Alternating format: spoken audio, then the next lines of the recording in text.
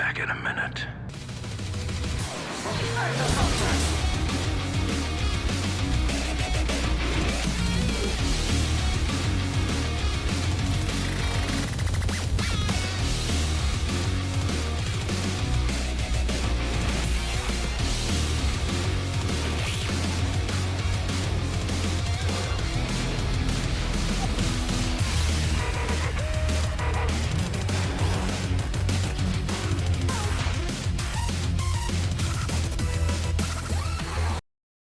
I am the best. Always was. What's going on, everyone? So today we'll be going over Jango Fett. We're going to be covering his kit, his Zetas, his relics, his mods. We're going to be going over teams he works really well with, as well as some gameplay. The purpose of this guide is to give you a better understanding of how Jango works, as well as give you a good idea of how to efficiently invest resources into this character for maximum results. Jango having a lot of tags means he's going to work well with a lot of different factions. So let's go over his kit. His basic gains 15% offense for each enemy suffering a debuff, and this attack double taps against debuffed enemies. So it's a pretty solid basic, and it hits pretty hard. Next up, we have Shrapnel Blast. It deals physical damage to the target and to a random enemy, inflicting healing immunity and stagger for 2 turns. Both hits can actually hit the same target, leading to a very quick kill. If it all goes to plan, I won't need it. His second special is Conflagration. It inflicts burning for 3 turns and does physical damage to all enemies. It cannot be evaded, and if the target is debuffed, they lose 25% of their max health stacking, and if it's against a raid boss, the raid boss loses 10% tenacity. So this is a really good ability to help deal with really thick characters to kind of take away some of their max health quickly. So let's take a look at his leadership without the Zeta. Without the Zeta, it's just Scoundrel allies get plus 30 speed, and all enemies have minus 40% tenacity. Enemies that are suffering from burn cannot gain bonus turn meter, which is pretty nice. His contract isn't too rough. If you land a couple AoEs, it goes pretty quickly, but you just have to damage debuffed enemies 20 times. His reward is all bounty hunters gain bounty hunters resolve, and 25% crit chance. His unique gives him Bounty Hunter's Resolve at the start of the battle. He gains 100% defense penetration, which makes him hit really hard. And he gets an additional 50% max health, which makes him pretty difficult to kill, especially when he keeps gaining Bounty Hunter's Resolve over and over and over. Don't write me off until you watch me die. So his payout gives him damage immunity for 2 turns, which can't be dispelled or prevented, and an additional 50% offense. This also gets triggered anytime there is a separatist character in the leader's slot. They don't have to have a lead, so you can always use Watt. You can use someone like Dooku, the Bugs, GG, or even his BFF, Newt. Jango! So now I'm going to give you guys my opinion on his Zetas.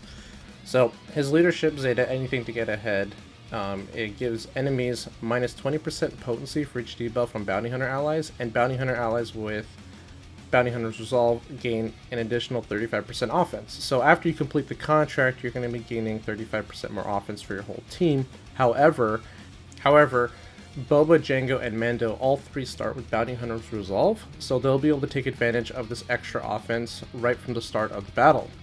So this is just a look without his Zeta. That's all you're getting. You're going to get the speed and the minus tenacity, but with the Zeta, you're going to get all that extra offense and the minus potency, which really does punish a lot of teams that rely heavily on keeping debuffs against their opponents.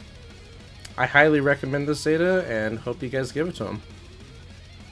His next Zeta, Notorious Reputation, is extremely powerful. Basically, anytime somebody dies during Jango's turn, they're not coming back. This also includes, B1 assisting, Droideka assisting. As long as it's during Jango's turn and Jango's doing something, that person's not coming back. This is a pretty hard counter to teams like Night Sisters and Mon Mothma, or just any teams that rely heavily on reviving their units. I also highly recommend this Zeta and think you should give this one to him first. Now let's talk about his Relic Amplifier. His Relic Amplifier increases his crit chance, crit damage, and damage. For him to be effective, guys, I would say at minimum you want him to be at Relic 5. I recommend you take him to Relic 7, not only for the Kenobi requirements, but just because he is a really good character. And I'm actually not even going to give him a maximum limit, guys. He is a great Relic 8 candidate. And even if Relic 9 were to come out today, I would stand by this and say, take him to Relic 9. He is a good character, and you're going to get a lot of use out of him. Alright, let's go over his speed. So he has a base speed of 178, and I recommend you guys get him around the 280 to 310 range.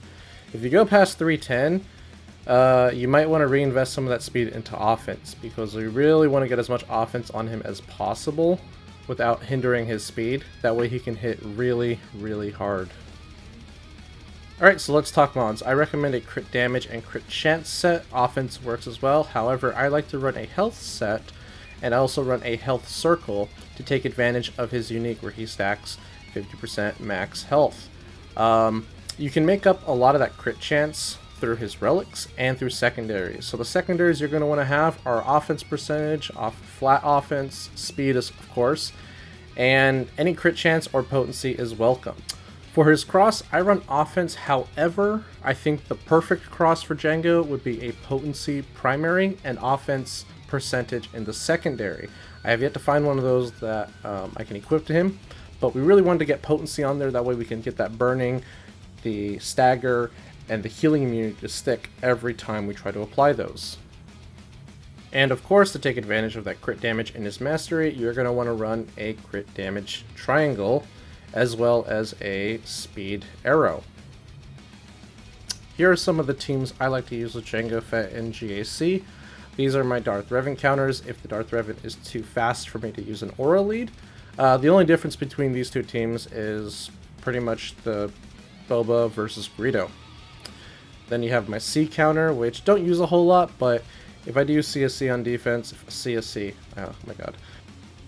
And then you got also Jango gives plus 30 speed to Scoundrels, so you can throw Enfys Nest under his lead for a really fast Nest for potency. A lot of people don't run Nest potency now, they run our slow Tenacious, so this is kind of an older team, but still works. And then you have a very old Traya counter, which I used this back when Traya was the meta.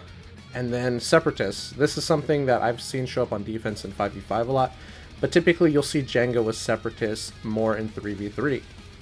Speaking of 3v3, here are some of the teams that I use and I see a lot of people using very consistently.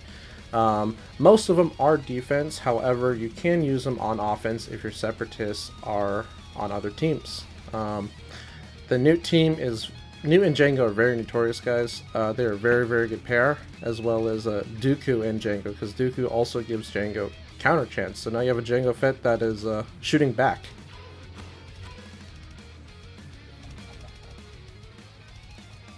And I wanted to give a quick shout out to Endal for this Poggle team. He was the first one that I've heard about it. And I've used it a couple times. It's pretty good on offense for full banners since B1 doesn't have protection and you're constantly healing up Poggle. And then lastly, we have a Mandalorian team. I wouldn't recommend this team. It's pretty expensive, but it does work. It's just expensive. Alright, let's take a look at some gameplay. So this is that Mandalorian team that I used a couple times in 3v3 when the armor first came out. It's a good GG counter to get full banners. The only downside is you're sacrificing pretty much a solid bounty hunter team, because you're not going to get the payout under a Mando lead like you would under a bounty hunter lead or a separatist lead with Jango Fett. You're also not going to be able to disintegrate because you're not completing the contract. However, if you are going to run this team, I would recommend also putting Mando on there just so you have at least some kind of synergy, because Mando can still feed turn meter to Jango anytime he crits, and he could also call Jango to assist. But that's pretty much all I can say about this team. And finally, we got some Darth Revan footage. So, I love taking down Darth Revans with bounty hunters. It's probably one of my favorite fights in the game. Yeah, some of the reasons why this is just such a fun fight for me is like every once in a while, and I don't really plan for this, it just kind of happens, but you get this really cool interaction between Jango Fett and Darth Revan where Jango Fett gets damage immunity while Deathmark is out, or Deathmark gets applied after he has damage immunity, so he becomes this like unkillable tank while Deathmark is out or while he has damage immunity. So again, I don't plan for it, it just happens. Some of the tips I would say for this fight is it definitely takes practice, so don't get discouraged if you try this and you fail. This is definitely a hard team to counter, but once you get it down and you practice enough, it becomes pretty easy. I also want to add that don't use Jango's missile right away. Don't get too greedy with it, because the one thing that sends this fight, down the drain is pretty much if that second random hit hits Malik. I usually like to save the missile for when Malik's gone or when I'm in a more controlled environment. Now you're just being mean. Alright, so let's do a quick recap. So I'm going to recommend both of his Zetas for his leadership and his unique. For Jango to be really effective, you want to have him at least at minimum Relic 5. I recommend you take him to 7. And I'm not giving him a maximum limit, so you can take him to Relic 8 and beyond, and he'll still be great. But that's going to wrap up today's video, guys. Thank you so much for watching. I hope this video helps you on your journey to how much resources you want to invest in Jango Fett. I hope this guide is helping everyone out. I really hope that once this guide is all wrapped up, that this community won't be too worried about spending resources on bounty hunters without having to worry about efficiency. Once again, guys, thank you so much for watching. I am going on vacation for a week, so there might be a bit of a delay for the next video, but I am working on it. And other than that, guys, have a great night, and I'll see you in the next video. Cat, what's the problem? What's my motivation? You're a bounty hunter. You hunt bounties. Got it? Yeah, okay, I'm a bounty hunter. I've got it. Great, let's try it again. This time, do a little faster, more urgent. Remember, you're a bounty hunter. Right. Got it. Bounty hunter. But who's the bounty? Does it matter? Oh, well, I guess not, but, Yeah, we'll put him in later. CGI. Use your imagination. do I have any dialogue? Nope, you're a bounty hunter. You don't need dialogue. Ready? Yep, okay, right, ready, yeah, I'm ready. Action.